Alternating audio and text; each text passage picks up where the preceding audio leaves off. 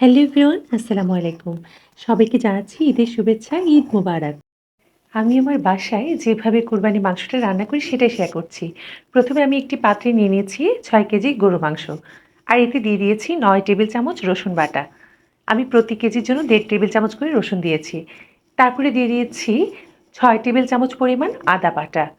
এরপর এতে দিয়ে দিচ্ছি ১.৫ টেবিল চামচ পরিমাণ সরিষা বাটা, ১ টেবিল চামচ পরিমাণ জায়ফল বাটা। আধা চা চামচ পরিমাণ দিচ্ছি জয়িত্রী বাটা। আসলে আমার জয়িত্রীর ঘ্রাণটা একটু কম ভালো লাগে, এজন্য পরিমাণে কমিয়ে দিয়েছি। আপনার ইচ্ছে করলে একটু বাড়িয়ে দিতে পারেন। তারপরে দিয়ে দিচ্ছি পোস্তদানা বাটা উঁচু করে ১ টেবিল চামচ। এরপর দিয়ে দিচ্ছি নারকেল বাটা। এটা হয়তো অনেকে ব্যবহার করেন, আবার নাও করতে পারেন। তবে আমার কাছে ভালো লাগে। আমি এখানে ৪ টেবিল চামচ পরিমাণ নারকেল বাটাটা ব্যবহার করেছি। এরপর আমি এতে দিয়ে দিচ্ছি ৩ টেবিল চামচ পরিমাণ হলুদের গুঁড়ো। আর দিয়ে দিচ্ছি ৪ টেবিল চামচ পরিমাণ মরিচের গুঁড়ো। মরিচটা আসলে আপনারা আপনাদের ঝাল অনুযায়ী দেবেন।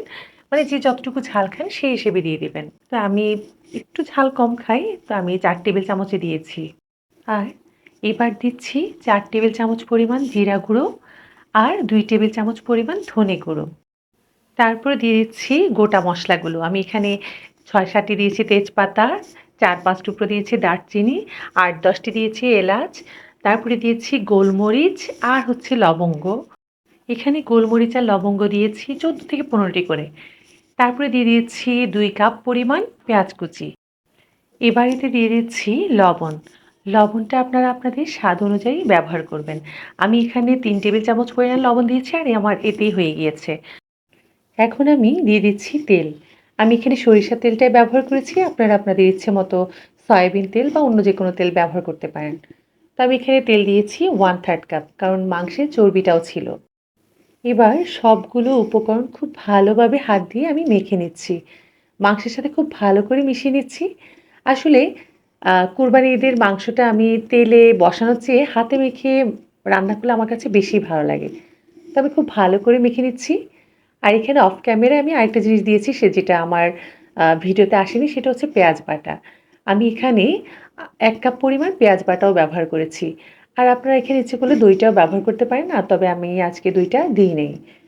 তো এবার উপকরণগুলো খুব ভালো করে মিশিয়ে নিচ্ছি।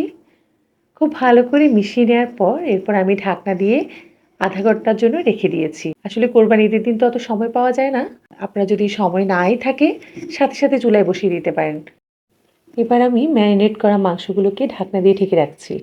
এবার রান্না করার পালা। আমি প্যানটিকে চুলায় বসিয়ে দিয়েছি। ১ম এ আমার চুলার আঁচটা ছিল হাইতে। ৫ মিনিট হাইটে দেওয়ার পর আমি মাঝারিতে নিয়ে গিয়েছি। এভাবে আমি মাংসটাকে কষে রান্না করেছি। কিছুক্ষণ পর আবার একটু ঢাকনাটা উঠিয়ে নেড়ে দিয়েছি। আপনারা দেখতে পাচ্ছেন মাংস থেকে কিন্তু পানি বের হওয়া শুরু করেছে। আর এই পানি দিয়ে কিন্তু মাংসটা রান্না হয়ে যাবে। কারণ আমার এখানে মাংসের পরিমাণটা বেশি। এই ঝোলে কিন্তু মাংসটা সেদ্ধ হয়ে যাবে। তো আমি আবার একটু নেড়ে-চেড়ে ঢাকনাটা দিয়ে দিয়েছি। এভাবে আমি আধা ঘন্টা ধরে মাংসটাকে কষে নিয়েছি। আধা ঘন্টা পর আমি আবার ঢাকনাটা উঠিয়ে দেখলাম যে মাংস থেকে ভালোই পানি বের হয়েছে। আর এই ঝোলেই কিন্তু আমার পুরো মাংস রান্নাটা কমপ্লিট হয়ে যাবে। তো আমি আবার একটু ভালো করে নেড়ে দিচ্ছি। তবে আপনারা অবশ্যই মাংসটাকে একেবারে এর জন্য ফেলে রাখবেন না। কিছুক্ষণ পর একটু নেড়ে দেবেন, যাতে মাংসটা উপর নিচ খুব ভালোভাবে আঁচটা লাগতে পারে। এবার ঢাকনাটা দিয়ে দিচ্ছি। ঢাকনা দিয়ে আমি আবার ১৫ থেকে ২০ মিনিট রান্না করেছি।